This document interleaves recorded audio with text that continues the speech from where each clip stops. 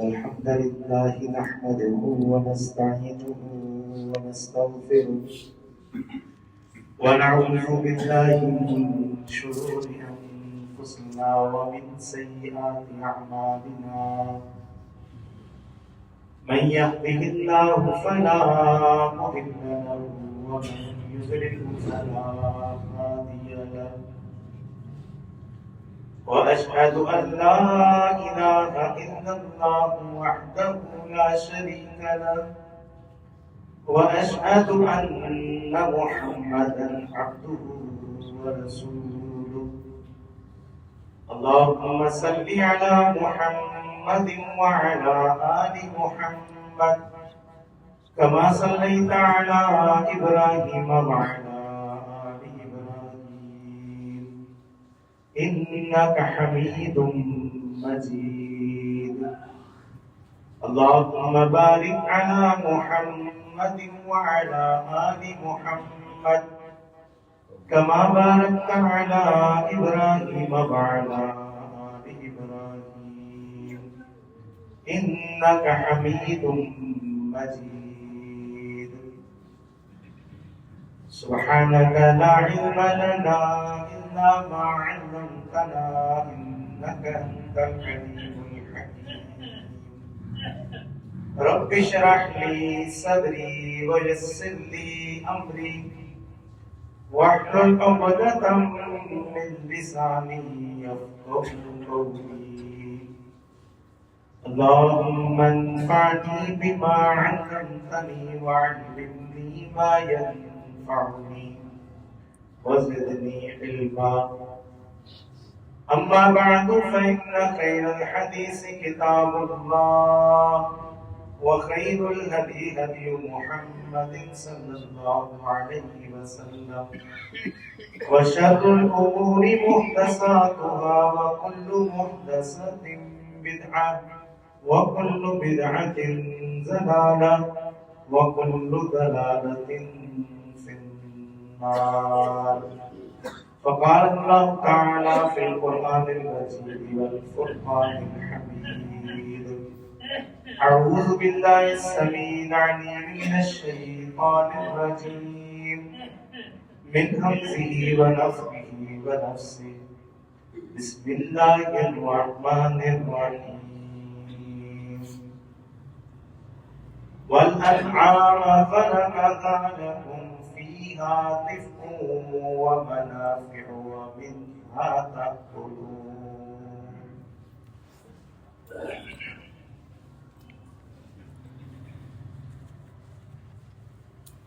اللہ تبارک و تعالی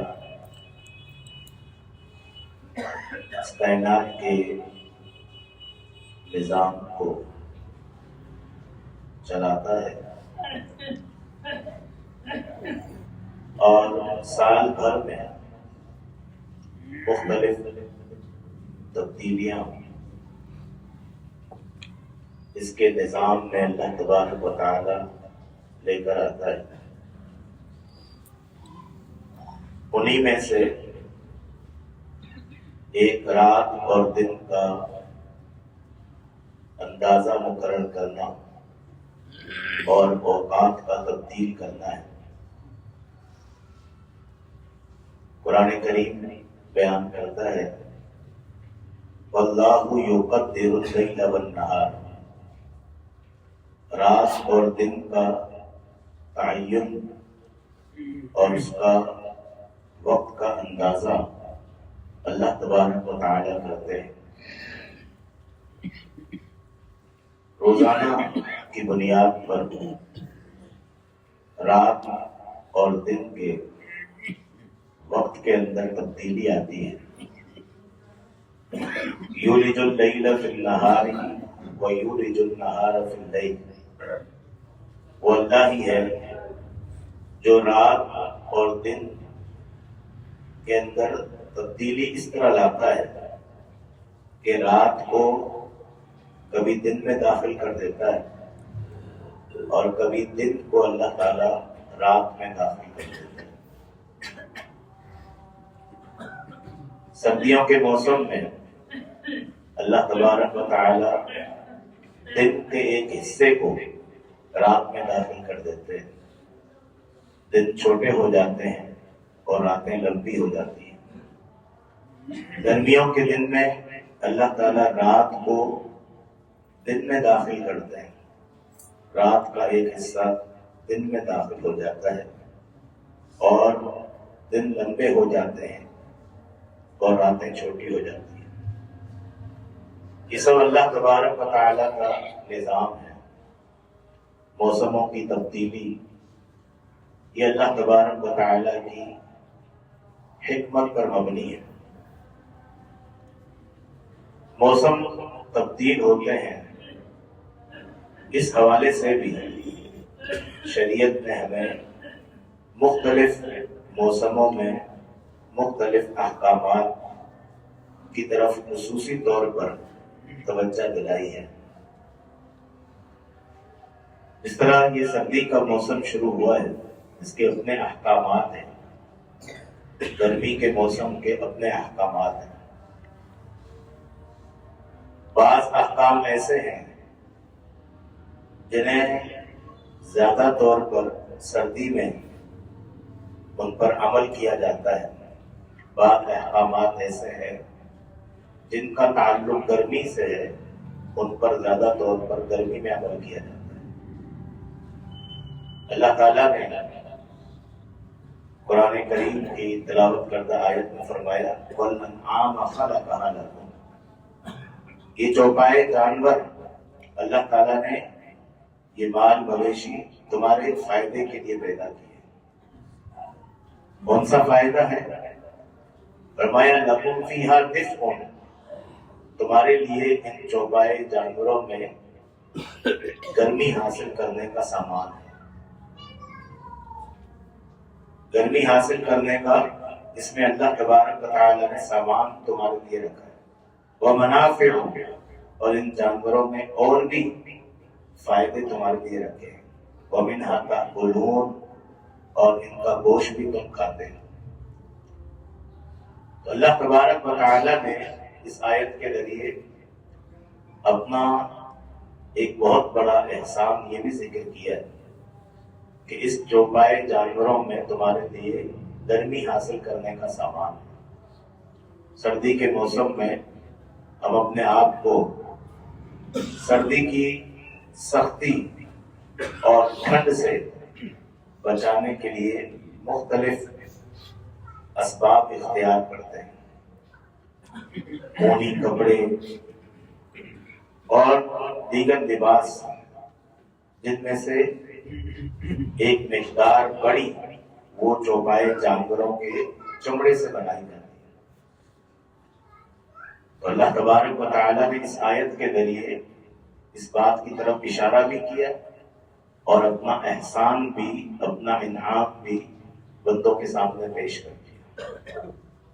دین اسلام بالکل فطرت کے عین مطابق ہے اور انسانیت کے مزاج کے بالکل مطابق ہے. فطرت اور مزاج کے مطابق دین اسلام احکامات بھی دیتا ہے. سردی کی ٹھنڈ اور سختی یہ انسان کو تکلیف دیتی ہے، اس لیے دین اسلام نے اس ٹھنڈ اور سختی سے اپنا بچاؤ کرنے کا حکم دیا. یہ اسباب اختیار کیے جائیں تاکہ اپنے آپ کو موسم کی سختیوں سے محفوظ کیا جائے. دین اسلام اس کی تلقین کرتا ہے.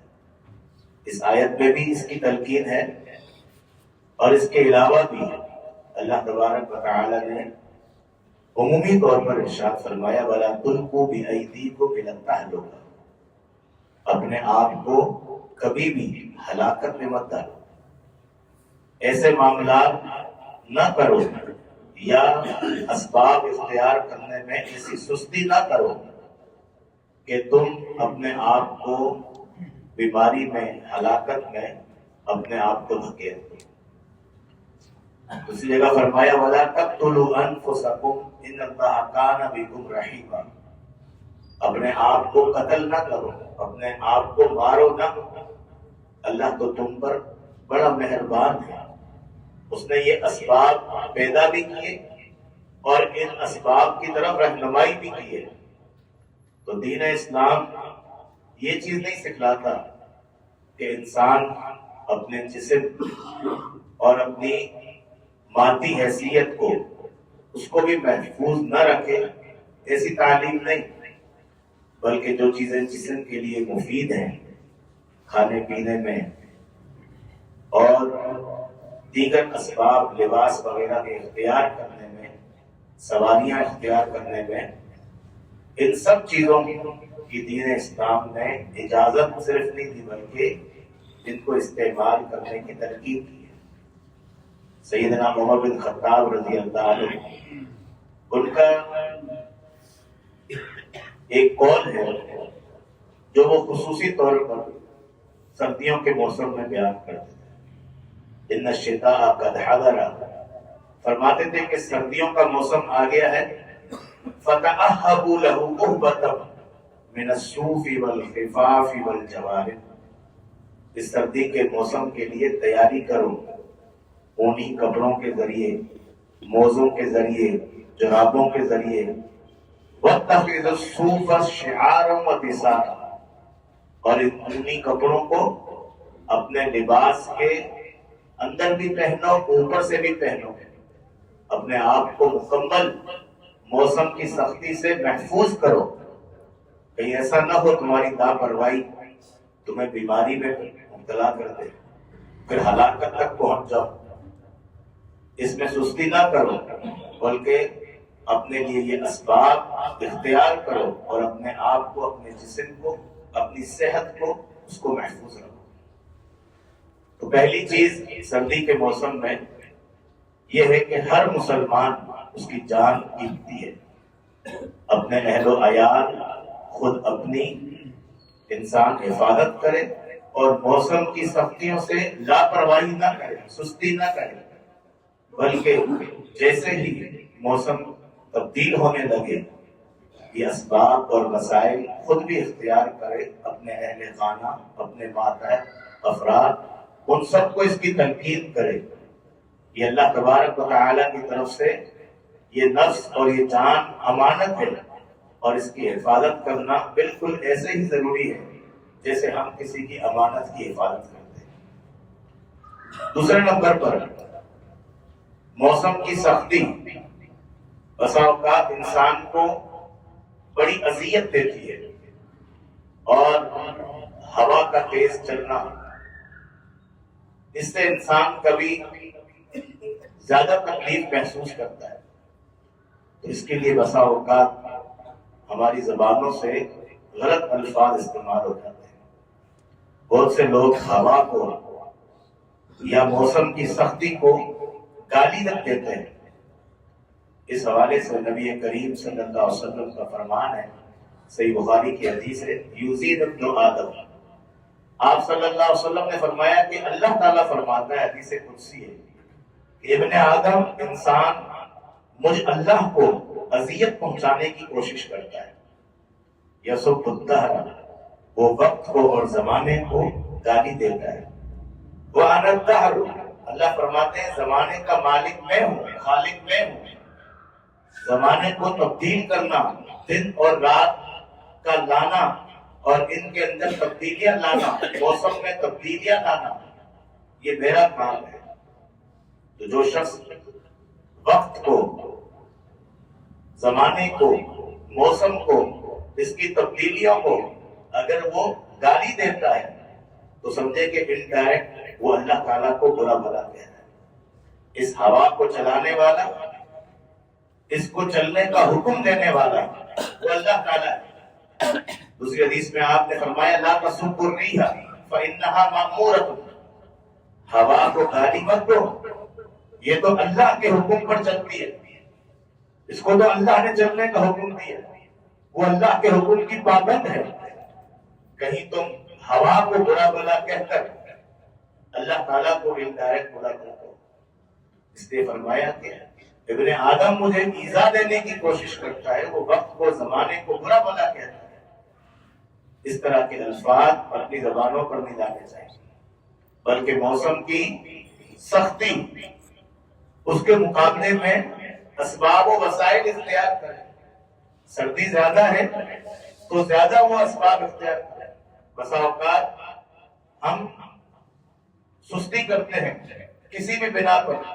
کوئی شرما شرمی میں سستی کرتے ہیں کہ بھائی میں نے سب سے پہلے جیکٹ نکالی, سویٹر نکالا تو لوگ مجھے کیا کہیں گے. اس وہم و خیال میں بھی اپنے آپ کو اذیت اور تکلیف میں مبتلا. پھر جب موسم کی سختی وہ آ لیتی ہے, بیمار کر لیتی ہے, پھر موسم کو برا بھلا کہتے ہیں. تو اس لیے دین اسلام کی تلقین اور تعلیم کے مطابق اسباب و وسائل اور ذرائع اختیار کیے جائیں اور موسم کی سختی سے بچائے اپنے آپ کو, اپنے اہل خانہ کو, اور اپنی زبان پر کنٹرول کرنا اور موسم کو برا بھلا نہ کہنا.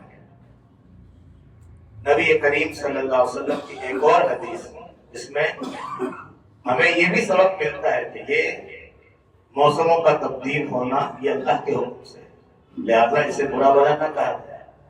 اور دوسرا بھی سبق ملتا ہے, وہ حدیث کیا ہے؟ صحیح بخاری کی حدیث ہے. نبی کریم صلی اللہ علیہ وسلم نے فرمایا کہ جہنم کی آگ نے اپنے رب سے شکایت کی, یا ربی اکل بعدی بعدا, اے میرے رب میرا بعض حصہ بعض کو کھائے جا رہا ہے. جہنم نے بولا, اللہ تبارک و تعالیٰ کو شکایت کی, تو اللہ تبارک و تعالیٰ نے جہنم کی آگ کو سال میں 2 سانس لینے کی اجازت دی. ایک سانس گرمی میں اور ایک سانس سردی میں. پھر آپ صلی اللہ علیہ وسلم نے فرمایا جو تم سخت گرمی محسوس کرتے ہو یہ بھی جہنم کی سانس کا نتیجہ ہے, اور جو تم سخت سردی محسوس کرتے ہو یہ بھی جہنم کی سانس کا نتیجہ ہے. یہ نبی کریم صلی اللہ علیہ وسلم کی حدیث ہے. جو لوگ اللہ کے رسول صلی اللہ علیہ وسلم کی احادیث کو نہیں مانتے, منکر حدیث ہیں, وہ اس طرح کی احادیث لے کر کہتے ہیں کہ یہ کیا بات ہوئی, جہنم بھی بولتی ہے. ہم کہتے ہیں جہنم کیا ہر چیز جس کے لیے بھی اللہ کا حکم آ جائے وہ بولے گی؟ اللہ تعالیٰ نے قرآن کریم میں کئی بے جان چیزوں کے بولنے کا ذکر کیا. بے جان چیز ان کے بولنے کا اللہ نے ذکر کیا. اسی جہنم کے لیے اللہ تبارک و تعالیٰ نے قرآن کریم میں فرمایا یوم نقول لجہنم هل امتلأت وتقول هل من مزید. اس دن روز قیامت ہم جہنم سے کہیں گے, جب کفار کو, مجرمین کو جہنم میں ڈالیں گے تو ہم جہنم سے کہیں گے هل امتلأت, کیا تو بھر گئی ہے؟ وتقول, تو جہنم کہے گی هل من مزید, کیا اور مزید لوگ بھی ہیں, مجھ میں مزید لوگ بھی ڈالے جائیں گے. اب یہ قرآن کریم کی آیت ہے اور جہنم کے بولنے کا ذکر ہے.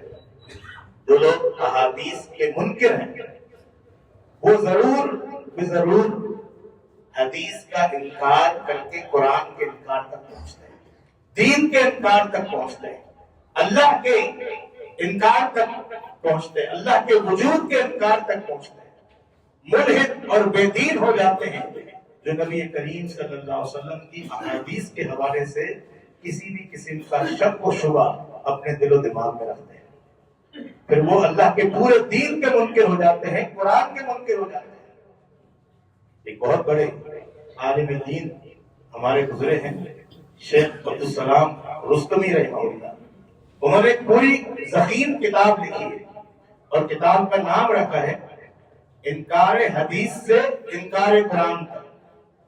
کہ جو شخص حدیث کا انکار کرتا ہے وہ بالآخر اپنی زندگی میں ایسے موڑ پر بھی آئے گا کہ وہ انکار قرآن بھی کرے گا.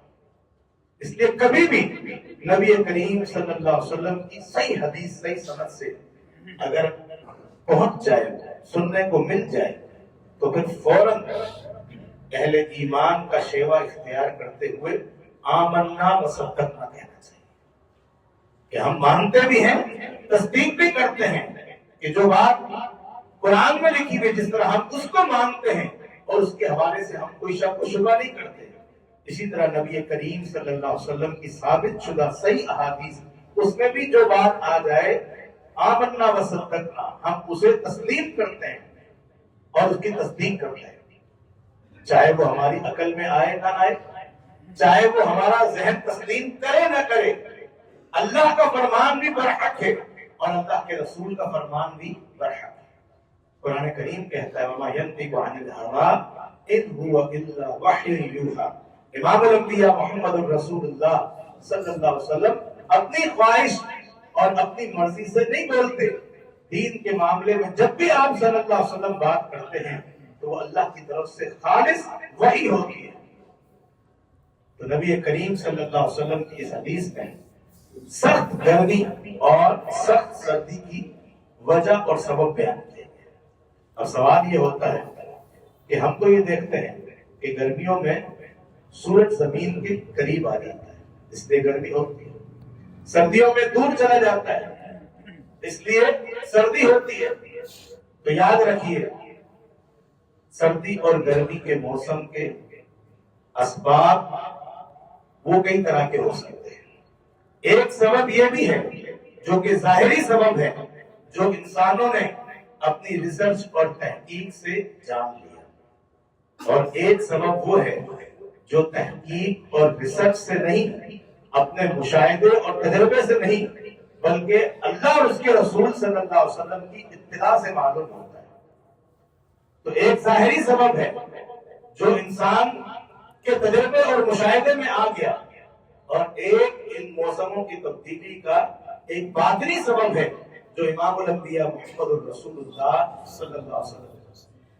اس حدیث سے ایک بات اور بھی معلوم ہوتی ہے، اور وہ یہ ہے کہ اللہ تبارک و تعالیٰ نے جہنم میں جس طرح سخت گرمی رکھی ہے، اسی طرح اللہ تبارک و تعالیٰ نے جہنم کے ایک حصے میں سخت سردی کا بھی عذاب رکھا ہے۔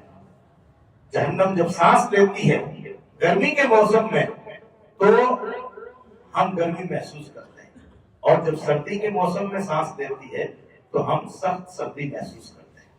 یہ بھی کسی حدیث سے معلوم ہوتا ہے۔ اسی لیے اللہ تبارک و تعالیٰ نے قرآن کریم میں جہاں اہل جنت کا ذکر کیا اور ان کے جنت میں داخلے کا ذکر کیا، فرمایا لا يرون فيها شمسا ولا زمهريرا، کہ اہل جنت جنت میں نہ سورج کی تپش محسوس کریں گے اور نہ سردی کی تکلیف محسوس کریں گے۔ جنت کا موسم خوشگوار اور نارمل ہوگا، نہ وہاں دھوپ کی تپش ہوگی، نہ سورج کی تپش ہوگی، اور نہ ہی وہاں پر سخت ٹھنڈ ہوگی کہ انسان کو اذیت اور تکلیف محسوس ہو، کیونکہ جنت میں تکلیف تو ہے ہی نہیں، جنت میں تو راحت ہی راحت ہے۔ اللہ تبارک و تعالیٰ نے جنت کو اس سے محفوظ رکھا ہے، لیکن جہنم میں اللہ تبارک و تعالیٰ نے آگ اور سخت گرمی کا بھی عذاب رکھا ہے اور سخت سردی کا بھی عذاب رکھا ہے۔ اس لیے سردیوں کے موسم ہو یا گرمیوں کا موسم ہو، موسم کی تبدیلی میں ان احادیث کی روشنی میں جہنم کے عذاب کو بھی یاد کرنا چاہیے اور اس سے بچاؤ کے اسباب پر غور کر کے انہیں اختیار کرنا چاہیے۔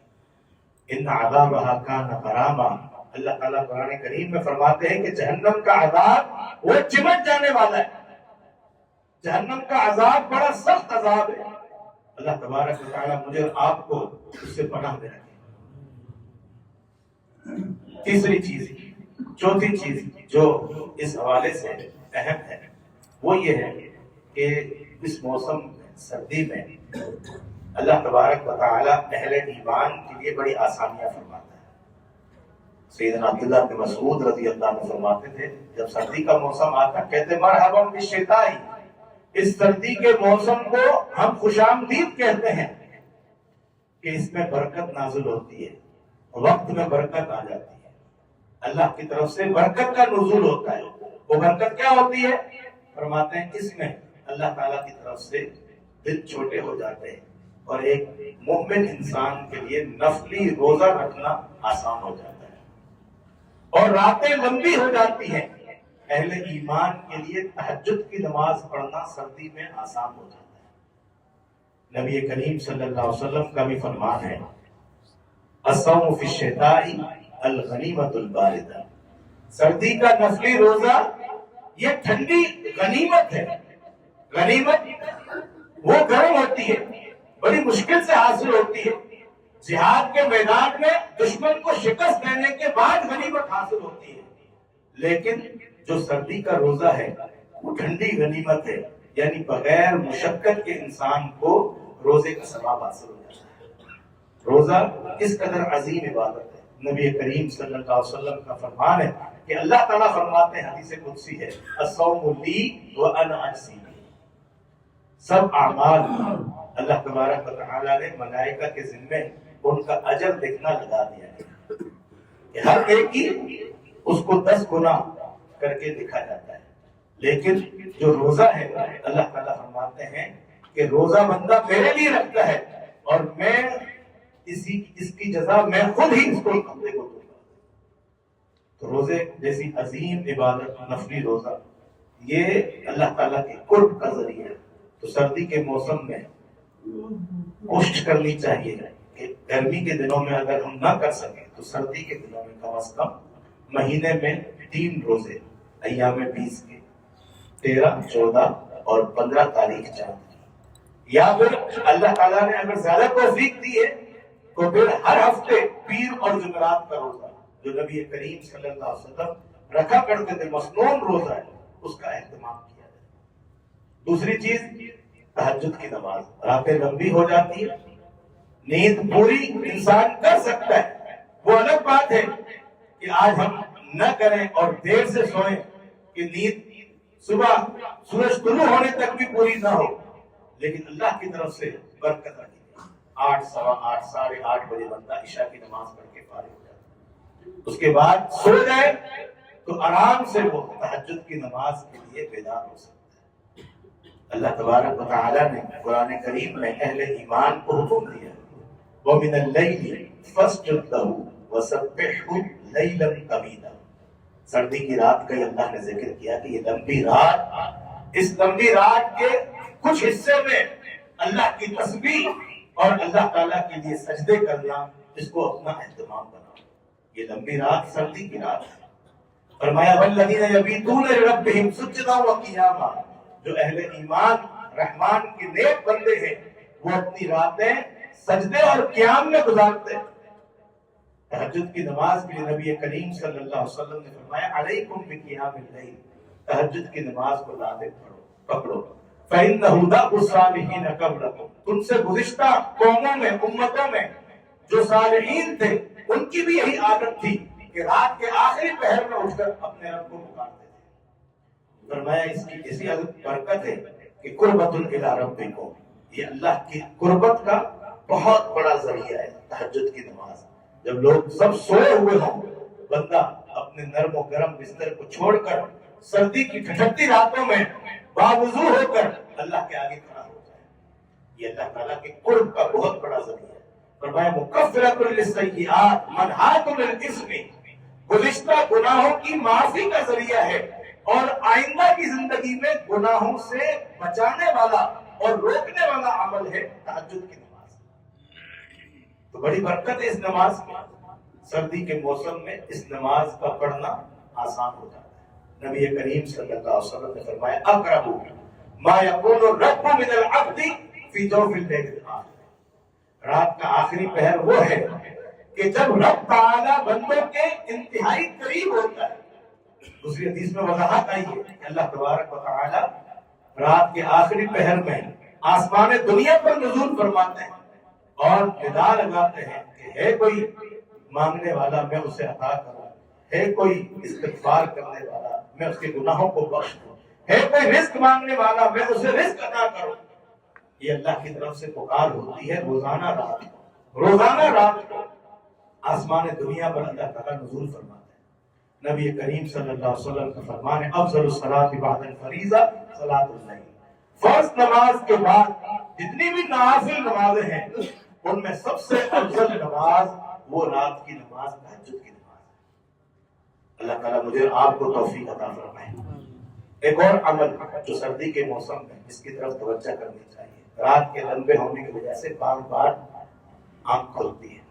صحیح بخاری کی حدیث ہے نبی کریم صلی اللہ علیہ وسلم نے فرمایا جو بندہ رات کے کسی حصے میں بیدار ہو اور یہ دعا پڑھے لا الہ الا اللہ وحدہ لا شریک لہ لہ الملک ولہ الحمد وہو علی کل شیء قدیر سبحان اللہ والحمد للہ ولا الہ الا اللہ واللہ اکبر ولا حول ولا قوۃ الا باللہ. یہ دعا پڑھ لے اور اس کے بعد اگر بندہ کہتے کہ یا اللہ میرے گناہ بخش دے، آپ نے فرمایا اس کے سارے گناہ بخش دیے جائیں گے. اور یہ دعا پڑھ کر اگر بندہ کھڑا ہو اور وضو کر کے اللہ کے حضور کھڑا ہو جائے، نماز پڑھے، قبلت صلاتہ، تو اس کی نماز کی مقبولیت میں کوئی شک نہیں، اس کی وہ نماز بھی لازمی قبول ہوگی. ایک اور عمل جو سردی کے دنوں میں وہ ہے صدقہ. کہ اس ٹھنڈ سے جس طرح ہم اپنے آپ کو، اپنے اہل خانہ کو بچاتے ہیں، تو ہمارے آس پاس ہمارے ساتھ رہنے والے محلے دار، ہمارے رشتہ دار جن کے پاس وہ اسباب و وسائل نہیں ہیں یا کم ہیں، ان کو ان اسباب کو مہیا کرنا صدقہ اور خیرات کے ذریعے، تاکہ وہ بھی اپنے آپ کو، اپنے اہل خانہ کو اس موسم کی سختی سے بچا سکیں. جیکٹیں، سویٹر، مفلر، گرم کپڑے، رضائیاں، کمبل، ان لوگوں کو جن کے پاس یہ چیزیں موجود نہیں ہیں، ان کو مہیا کرنا صدقہ اور خیرات کے ذریعے. نبی کریم صلی اللہ علیہ وسلم کا فرمان ہے اتقوا النار ولو بشق تمرہ، اپنے آپ کو جہنم کی آگ سے بچاؤ، اگرچہ آدھی کھجور کی استطاعت رکھتے ہو تو اس کو بھی صدقہ کر کے اپنے آپ کو جہنم سے بچاؤ. جہنم سے بچائے جانے کا ایک بہت بڑا ذریعہ اللہ کی راہ میں صدقہ کرنا ہے. محشر کے میدان میں نبی کریم صلی اللہ علیہ وسلم نے فرمایا کل امرئ فی ظل صدقتہ حتی یفصل بین الناس، ہر بندہ اپنے صدقے کے سائے میں ہوگا محشر کے میدان میں، یہاں تک کہ لوگوں کے درمیان فیصلہ ہو جائے. تو جتنا زیادہ صدقہ اور خیرات ہوگا اتنا محشر کے میدان میں وہ سایہ راحت والا اور سکون والا بنے گا. اسی لیے نبی کریم صلی اللہ علیہ وسلم نے فرمایا کہ 7 قسم کے انسان جنہیں اللہ تعالیٰ اپنے عرش کے سائے میں جگہ دیں گے، ان میں وہ صدقہ کرنے والے بھی ہیں جو چھپا کر صدقہ کرتے ہیں، اس طرح کہ دائیں ہاتھ سے خرچ کرتے ہیں، بائیں کو پتہ نہیں چلتا کہ اللہ کی راہ میں کیا خرچ کیا. اس قدر اپنے صدقات کو، خیرات کو مخفی کر کے اللہ کی راہ میں خرچ کیا جائے. ایک اور چیز اس موسم کے حوالے سے وہ یہ ہے کہ سردی کے موسم میں لوگ آگ جلاتے ہیں گرمی حاصل کرنے کے لیے، ہیٹر جلاتے ہیں. تو نبی کریم صلی اللہ علیہ وسلم نے خصوصی یہ حکم ارشاد فرمایا کہ یہ آگ یہ تمہاری دشمن ہے، آگ تمہاری دشمن ہے، لہذا جب بھی تم سونے کا ارادہ کرو تو اپنے گھروں میں سے آگ کو بجھا کر سویا کرو.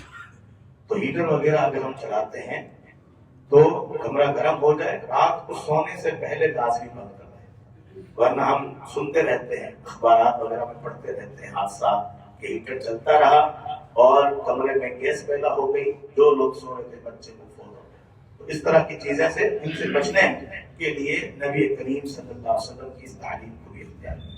اسی طرح ایک اور سستی جو سردی کے موسم میں ہوتی ہے، وضو کامل نہیں کیا جاتا.